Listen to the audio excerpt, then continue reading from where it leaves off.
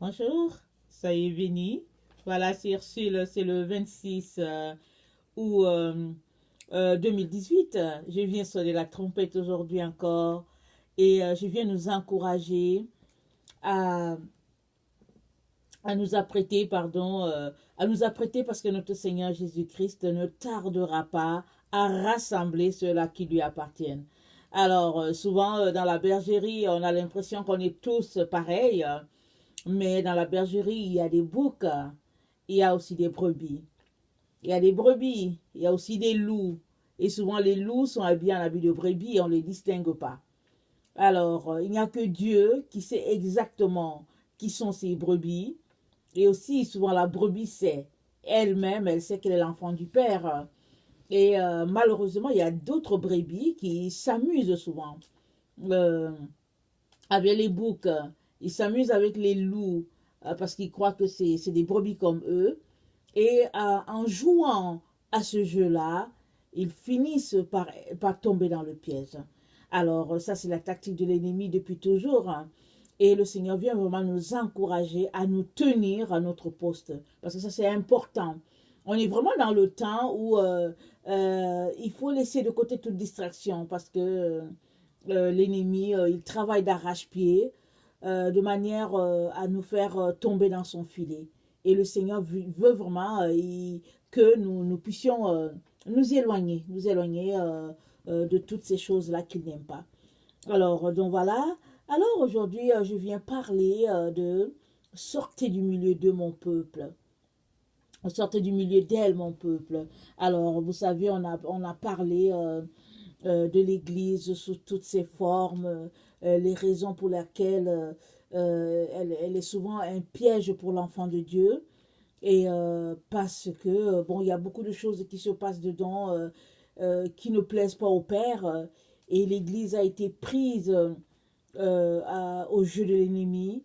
Et finalement, les enfants de Dieu croient que être adepte de l'Église, c'est souvent avoir son ticket pour le ciel.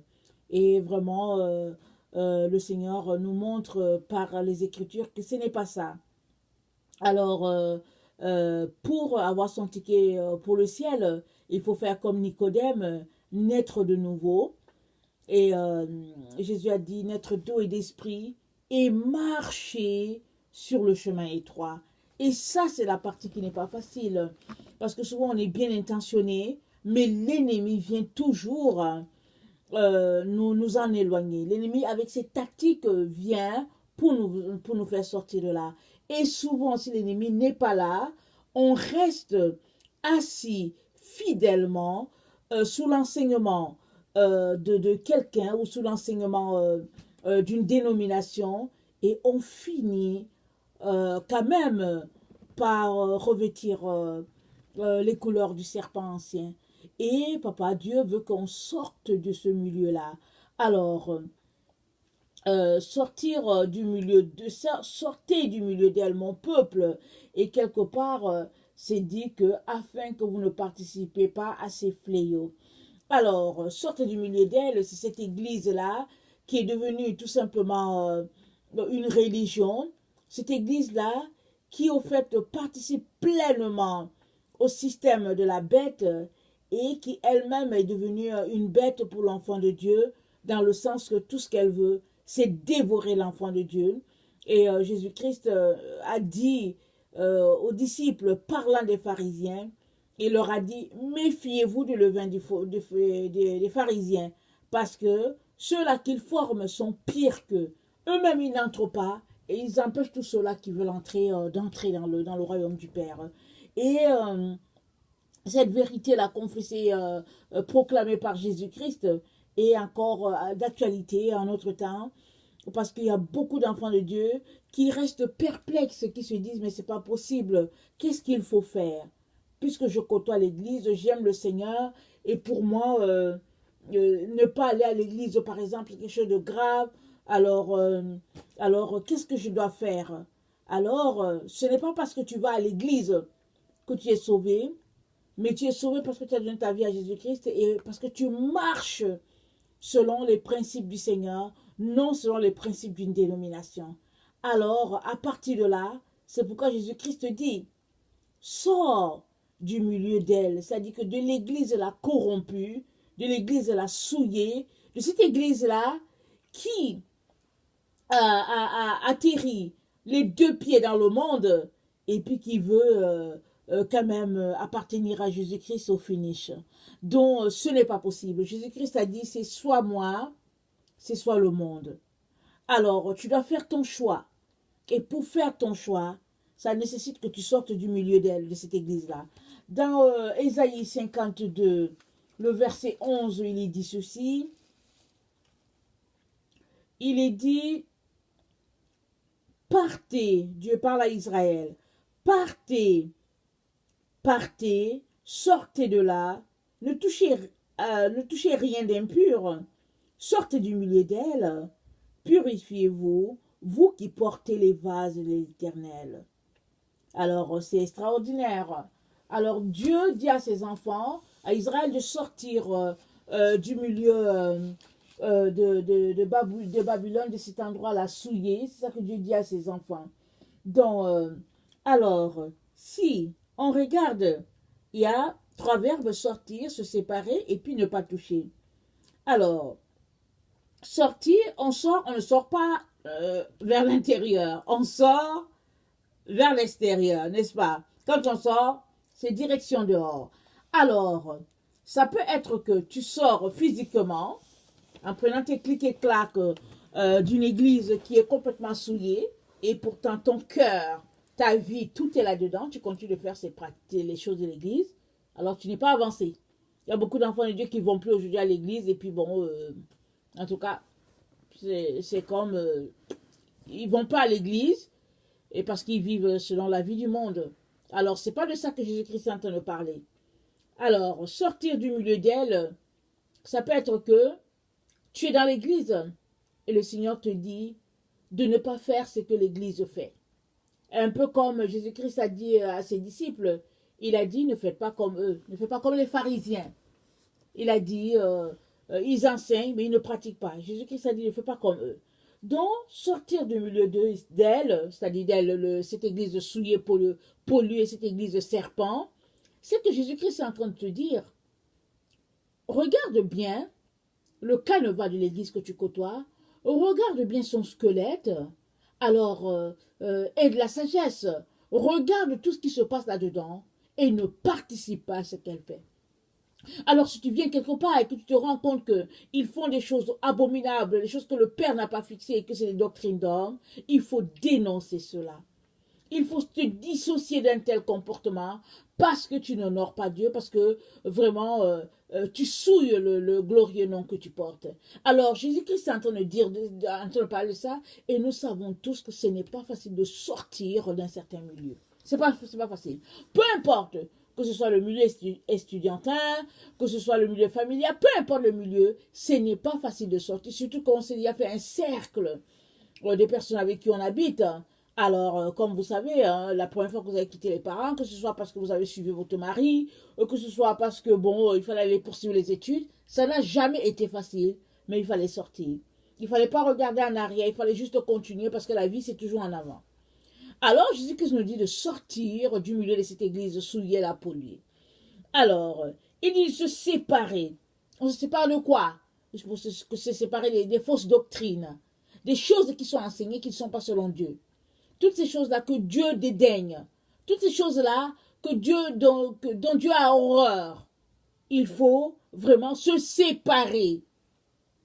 Alors, il ne faut pas faire comme les enfants où on dit, oui, mais pourquoi, est-ce que c'est toi qui as fait ça? Non, mais je n'ai rien fait, mais j'étais là. Vous savez, les jeunes, c'est comme ça qu'ils sont. Ils marchent en groupe. Ils sont souvent là ensemble. Et puis, bon, voilà, on dit qui a fait ça, l'autre dit que non, j'étais là, mais j'ai pas participé. Alors, Jésus-Christ dit Jésus-Christ dit de se séparer. De ne pas être des gens qui sont là comme des témoins amorphes. Et pourtant, c'est pas parce que tu n'as pas participé ou tu t'es pas engagé que tu es quitte. Tu es pareil, tu as participé pareil. Même si tu n'as rien fait, tes yeux ont vu. Alors Jésus-Christ dit de sortir, alors de te séparer. Il dit de ne pas toucher. Alors, quand il dit de ne pas toucher à quelque chose, c'est de ne pas faire, de ne pas être actif dans ce qui se passe dans cette église-là souillée, dans cette église-là polluée. Vous savez, il y a les enfants de Dieu qui aiment tellement servir, qui aiment tellement leur Seigneur, qui se disent qu'est-ce que je peux faire? Et finalement, ils servent et ils deviennent les disciples de cette manière de voir les choses, de cette manière de persécuter les enfants de Dieu. Et Jésus-Christ dit non, il faut sortir, il faut se séparer et il ne faut pas toucher. Et ça, c'est un engagement de ta part. Ça demande que tu t'engages pleinement, que tu décides de ne pas le faire et que tu mettes des actions pour aller au bout de ta décision. Pourquoi c'est nécessaire? Parce que quand Jésus-Christ viendra, il ne va pas prendre cette épouse-là qui est un pied dedans, un pied dehors, cette épouse-là qui s'amuse, qui flirte avec le monde.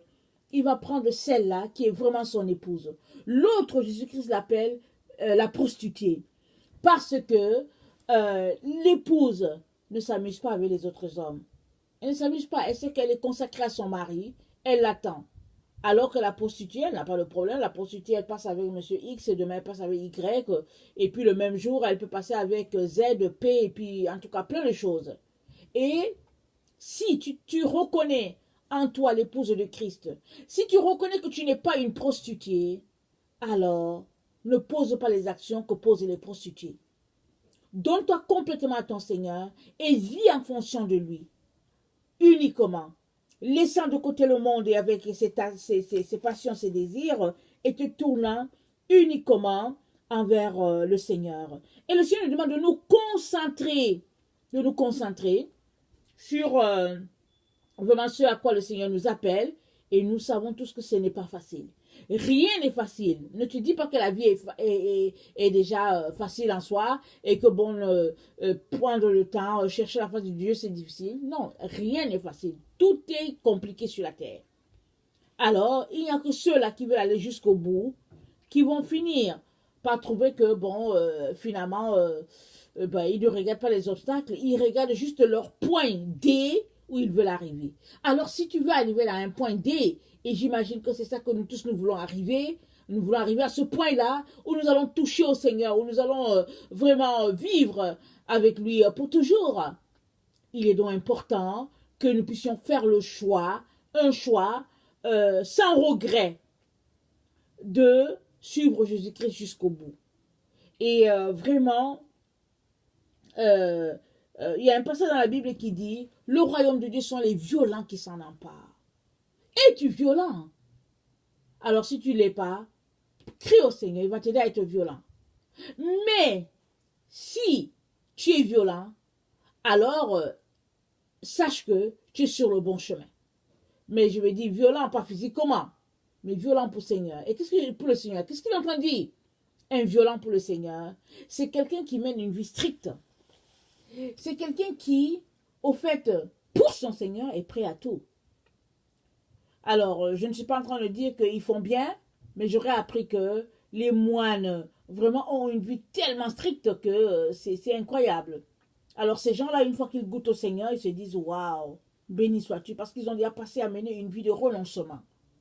Alors, les violents sans pas du royaume de Dieu, ce sont ceux-là qui ont renoncé à tout pour leur Seigneur. Ils n'ont plus de vie. Ils ne vivent que pour leur Seigneur. Et c'est ceux-là qui vont se retrouver avec le Seigneur Jésus-Christ.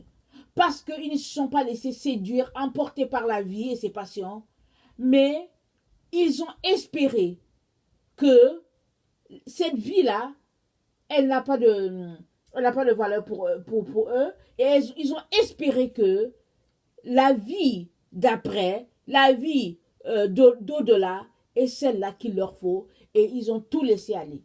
Jésus-Christ dit que le royaume des cieux, c'est comme une femme qui avait une perle, une drachme. Alors, elle a trouvé et elle allait le cacher. Parce que c'était tellement précieux pour elle. Alors, c'est un peu ça. Une fois que tu as goûté au Seigneur, une fois que tu l'as découvert, tu ne t'amuses pas. alors tu te comportes avec beaucoup de violence de manière à garder ce secret-là pour toi et aussi de manière à l'apporter aux autres. Et cela demande que tu puisses sortir du milieu de tous ceux-là qui se sont corrompus avec le monde. Que ce soit l'église, que ce soit tes amis, que ce soit tes parents, peu importe. Si tu veux goûter à plus de Jésus, si tu veux goûter à Jésus, alors tu n'as pas le choix que de sortir. De sortir de toutes ces choses-là que Dieu n'aime pas. Alors, parce que c'est pas facile. On a souvent l'impression que, au fait, c'est pas grave si ma famille est comme ça. C'est pas grave, je vais essayer de faire un effort. Non, c'est pas possible. C'est pas possible. Si tu veux vraiment vivre selon le Seigneur Jésus, il est important que tu sortes du milieu qui est pollué. Il est important que tu sortes de là et que tu tournes vers ton Seigneur. Ça, c'est très, très important. Alors, Jésus dit, sortez du milieu d'eux parce que cette église-là, qui est devenue une bête, sera jugée. Elle sera jugée, cette église-là appelée prostituée sera jugée. Alors, dans Apocalypse 17, au verset, je pense au verset 15, l'ange me dit ensuite, les eaux que tu as vues, là où est assise la prostituée, c'est-à-dire que l'église romaine catholique et tout, souillée, représente les peuples, les foules, les nations et les langues. Mais les 10 cornes que tu as vues, ainsi que la bête, prendront la prostituée en haine. Elles la dépouilleront de tout ce qu'elle a et la laisseront nue. Elles dévoreront ses chairs et la consumeront par le feu, car Dieu leur a inspiré la résolution d'exécuter son propre plan, en faisant cause commune et en mettant leur pouvoir royal au service de la bête, jusqu'à ce que toutes les décisions de Dieu soient accomplies. Donc voilà, Dieu va permettre que ce système mondial-là, alors, puisse, comment on appelle ça là, punir en quelque sorte cette bête-là qui s'est déjà glissée dans l'église. Dieu va permettre que la bête soit châtiée là. Alors, la prostituée soit châtiée. Et alors, si toi tu ne sors pas du milieu d'un tel système, d'une telle façon de faire, alors tu ne pourras pas échapper au châtiment. Alors, comme j'ai dit, c'est pas parce que tu vas à l'église que, au fait, ta vie, en tout cas, est, comment on appelle ça, ta vie n'a pas de valeur ou quoi que ce soit. Il y a des enfants de Dieu qui, au fait, ne savent pas pourquoi ils quitteraient, par exemple, une église, parce qu'ils sont accrochés à ça. Alors, il y a d'autres qui se disent non, non, moi je m'en vais d'ici et tout, et puis ils s'en vont dans le monde, et puis bon, finalement, ils sortent de l'église, et puis finalement, ils s'en vont faire des gaffes. Mais le Seigneur est en train de te dire que tout ce que nous plantons, tout ce que nous sémons, aura une conséquence. Et Jésus-Christ dit, ne fais pas ce que fait l'église aux prostituées. Ne fais pas ça. Mais concentre-toi à aimer ton Dieu, à vivre selon lui, uniquement selon ses principes, et c'est comme ça que tu pourras t'en sortir. Parce qu'avec lui se trouve ta protection. Si tu n'es pas avec lui, alors si tu joues au jeu de la prostituée, de l'église prostituée, alors tu écoperas aussi des punitions qu'elle subira bientôt. Alors vraiment que le Seigneur nous aide à sortir de toutes ces choses que Dieu appelle abomination et qu'il nous aide à prendre les bonnes décisions. Nous avons besoin de sagesse pour cela. Alors la sagesse est vraiment requise pour une telle vie, la patience et la discipline. Alors que le Seigneur vraiment nous aide à passer à travers cela. Si toi tu es quelqu'un qui ne connaît pas le Seigneur, je viens te dire que Jésus-Christ t'aime. Alors ce n'est pas la religion qui peut te sauver, mais c'est une question de relation. Alors donne ta vie à Jésus-Christ et tu ne le regretteras pas. Voilà, que le Seigneur nous bénisse, qu'il nous donne vraiment de pouvoir prospérer vraiment dans ses voies et que malgré les difficultés, malgré les obstacles, que nous choisissons de passer à travers à cause de notre Seigneur Jésus-Christ. Parce que la Bible dit que Jésus-Christ, il n'a pas considéré d'être égal au Père. Non, non, non. Il n'a pas voulu ça. Il est venu pour nous sauver. C'est ça. Il n'a pas cherché les calculs, la gloire. Et il en est de même pour toi et moi. Alors, que le Seigneur vraiment bénisse sa parole et puis qu'il nous donne de pouvoir dépendre de lui complètement et totalement. Soyez bénis. Merci.